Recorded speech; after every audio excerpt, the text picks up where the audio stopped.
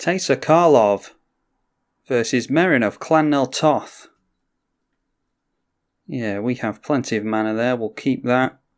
And we can start getting some token generation on the go with Monastery Mentor, hopefully. We also have a new removal spell in D-Spark from War of the Spark. That can get rid of Meren on turn 2. I'm sure we'll see Meren on turn 2 from our opponent thanks to that Soul Ring. So let's just go for a tapped fetch. And there's the Meren. So I think we just go in for Scrubland into D-Spark. Yeah, we'll do it on our opponent's turn because Meren being in play might dictate what they cast. And us getting rid of Meren before another creature enters might mess their plans up. They're up to a 5th mana on turn 3. There's Grizzly Salvage. They reveal the top 5 cards of their library. A creature card or a land goes from amongst them into their hand and the rest go in the graveyard. They've got a Deathrite Shaman, a Shambling Shell, and that's it in their graveyard. And then there's Viscera Seer.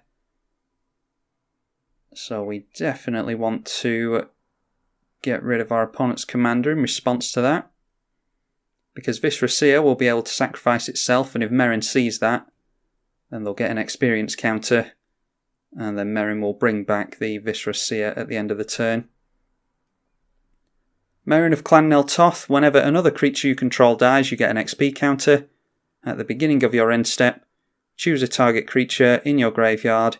If its CMC is less than or equal to the XP counters you have, then you reanimate it, otherwise it goes back into your hand. Probably seeing Meren again next turn, so let's just go for Monastery Mentor. I don't much fancy our odds against a fast Meren player because Meren is difficult to deal with at the best of times, and if it gets ahead of you really quickly, which they have done here, then it's an even more difficult commander to play against. There's a Merciless Executioner in the graveyard now, as well as a Greater Good and a Stinkweed Imp. So the sooner we can get tokens going with Monastery Mentor, the less effective a Merciless Executioner is going to be. They have to tap out for Meren now at least, but they'll be able to start getting XP counters or an experience counter going straight away thanks to Viscera Seer. Teysa Karlov is a 4 mana Orzhov commander, a 2/4. Creature tokens you control have Vigilance and Lifelink. And if a creature dying causes a triggered ability of a permanent you control to trigger, that ability triggers an additional time. And Necromancy has come down from our opponent, so they get the Merciless Executioner anyway. And then Yahenni, another sack outlet, so it's going to be very difficult to keep XP counters off our opponent. I say we go in for Tithe Taker and Blood Artist here. And just pass over. And in this deck we really want to see Teysa enter and then have a lot of death triggers go onto the stack, and they'll be doubled up by Teysa. So things like Blood Artist and Tithe Taker's Afterlife ability will give us 2 spirits. Meren comes down and they could sacrifice 2 creatures here if they wanted to. But I imagine they're just going to go for Viscera Seer. And they might go for Viscera Seer to get down the Deathrite Shaman actually, now that they have another sack outlet with Yahenni. We'll aim the Blood Artist at our opponent and that will drain them for 1.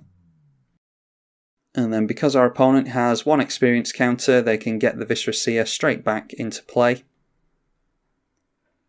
Now the problem with Path to Exile is that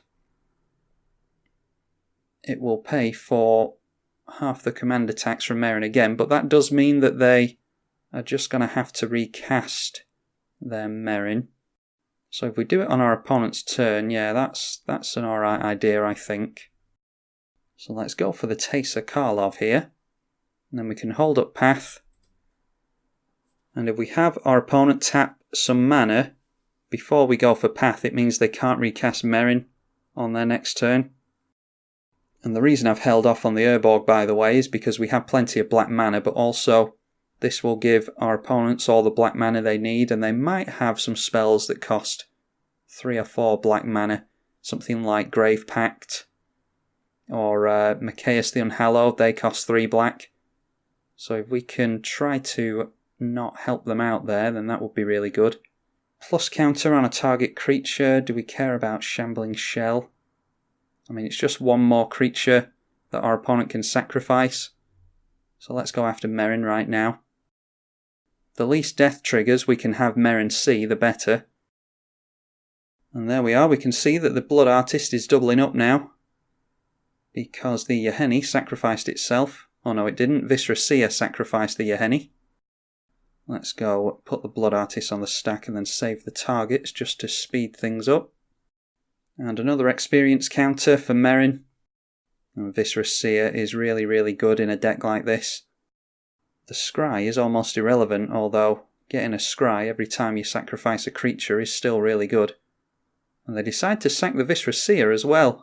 They might have a reanimation spell of some kind. They better hope they do, because they don't know that we're not going to exile their graveyard. Meren isn't going to be reanimating anything this turn anyway. Now I might hold off on the Urborg next turn just to get land tax to trigger. We're not a very mana intensive deck.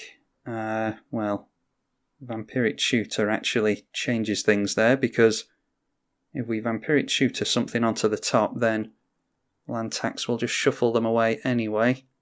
Well, we can play it out anyway, so let's just go for the Urborg. We'll put down the land tax. And we can't swing in because Stinkweed Imp has come out. That has Dredge 5, and when it deals combat damage to a creature, destroy that creature. Yeah, we just have to go for something like a Necropotence here, I think, to try and refill our hand. Might even be worth going for some kind of graveyard exile. And an Eternal Witness comes down from our opponent. They've only got 1 card in hand, but they do have Living Death in the graveyard, and they can afford it as well. And that's exactly what they're going for, the Living Death. So it's just a case of us relying on our tutor to see what we can grab here. And they're going to put their Shambling Shell into the graveyard just so they can reanimate it with the Living Death. Perhaps should have swung in with the Stinkweed Imp, but won't find us complaining that they haven't done that. We'll end up with a couple of spirits here, thanks to the Tithe Taker. But a Ravenous Chupacabra and a Merciless Executioner are coming into play, so that will see those die. We end up with a Monastery Mentor as well. So I imagine Ravenous Chupacabra will aim itself at that actually, so we will be left with 1 spirit at least. Blood Artist will drain our opponent twice per creature that died there.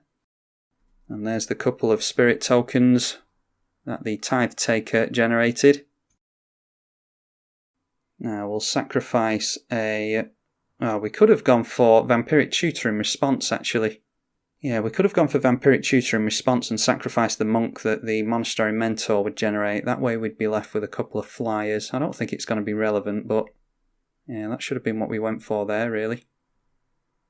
Oh, actually, no, we could sacrifice the Monastery Mentor because that's already got a Ravenous Chupacabra pointed at it. Ugh, yeah, that feels bad. Let's just go for the Tutor now to generate a monk token. We lost a spirit for no reason. Now it's a question of whether or not we can afford to take a turn off to refill our hand with Necropotence. We've got plenty of life. Our opponent's got 3 experience counters. A Massacre Worm would kill everything apart from Yahenni. Yahenni is going to be a 3/3. We don't really want our opponent to have a sack outlet in play. Yeah, as tempting as it is to go for Massacre Worm. Actually, yeah, let's just go for the Massacre Worm. Because we'll do 2, 4, 6, 8 damage to them there. They can sack all this in response though, can't they? Yeah, maybe should have gone for Necropotence, I don't know. We lose our Monastery Mentor. Oh, and excuse me, the Yahenni has gone up to a 4/4. And it does have haste. We're just going to take the damage from that if they swing him. Now what they can do in response to this is sacrifice everything at instant speed, but we'll force them to do it at least. And if they don't, then Massacre Worm will give them all -2/-2, and they'll lose 2 life per creature that dies that way. Yep, and there we go. A load of plus counters going on to your Henny. No, they decide not to sacrifice those. Can they sacrifice another creature? Yeah, they could have sacrificed those 3. But instead, we're just going to get 6 damage dealt to them. Maybe they forgot about that ability. So let's just go in with the flyer. We should have a couple of flyers, and that would actually put our opponent on quite a clock. If it wasn't for my mistake there of sacrificing the spirit token. But we're both in top deck mode now at least.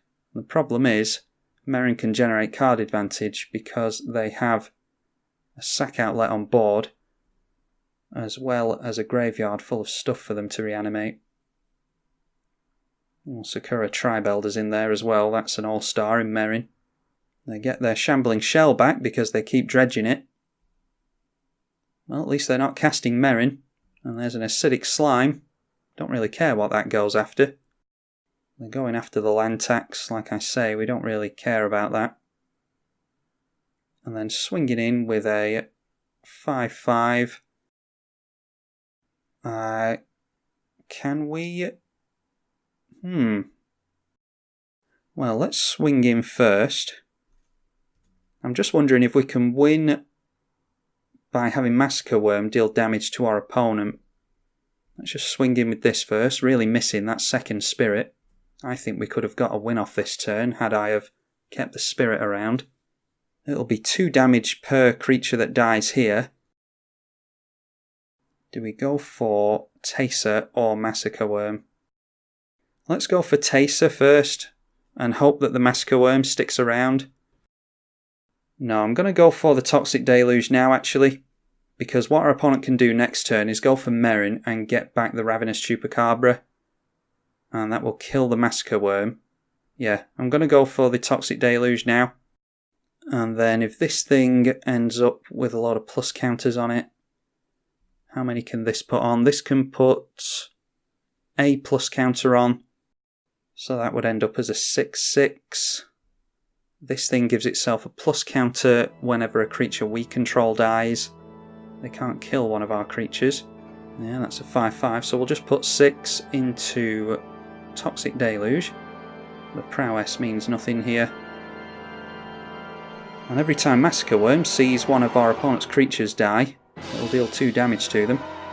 And like I said before, if we had another spirit swing in a couple of times, which we could have done, we would have had them at lethal here. But it's good to get that Yahenni out of play. Now it's just a case of getting that last point of damage off our opponent. Something like a Zulaport Cutthroat would be really good. Our opponent has no cards in hand, so whatever they draw into here would best be good. Worst case scenario, they can... I don't know if they can afford Meren again actually. That might be what they're going for right now.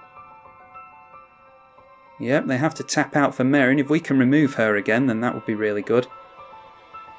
She has 3 experience counters.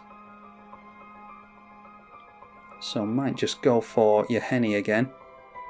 Nope, going for Eternal Witness and might be grabbing the Living Death again. Nope, going for the Necromancy. Nether Traitor. Well, that's a very interesting way to win out the game, and that's a top deck and a half. A 1/1 with Haste and Shadow. Did our opponent expect us to draw into that? Of all the ways to win with an Orzhov deck, winning with Haste and Unblockable is not the way you expect to win it. This thing is a 2-mana black spell. It's a creature spirit, 1/1 with Haste, and it has Shadow, which means it can only be blocked by creatures with Shadow. A very unexpected turn there, and made a few play mistakes there. Haven't played Teysa Karlov in a while. Should have kept the spirits around, and yeah, I'm sure there's a couple of other bits we could have done, but was looking pretty sketchy against Meren of Clan Nel Toth. They got a fast start on us, but we managed to stitch together a victory there and swinging for lethal with a Nether Traitor, which I don't think I've ever done before and will ever do again. Teysa Karlov beating out Meren of Clan Nel Toth. I'm tribalkai on the EDH channel. Thank you for watching.